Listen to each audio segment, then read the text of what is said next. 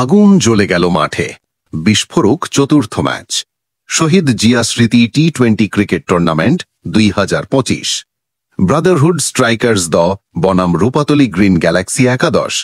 মাত্র 16 ওভারে 265 রান। এটা কোনো স্কোর না, এ যেন ব্যাটিং আগ্নেয়গিরির অগ্নুৎপাত। ছক্কা চারের বৃষ্টিতে পুরো মাঠ ভিজে গেল সবুজ আলোয়। গ্যালাক্সি লড়েছে হৃদয় দিয়ে, কিন্তু আজ ব্রাদারহুড স্ট্রাইকার সামনে 80 রানের বিশাল পর্বত ডিঙানো সম্ভব হল না।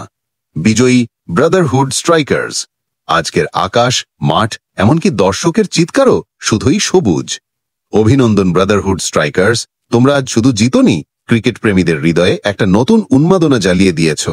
আর রূপাতলে গ্রিন গ্যালাক্সি একাদশ, তোমাদের লড়াই দেখে মনে হলো আগুন এখনো নেভেনি। কেমন হবে আজকে খেলাটা? আমি মনে করি যে খুব সুন্দর। আর কোন কোন দুই দল আছে এখানে?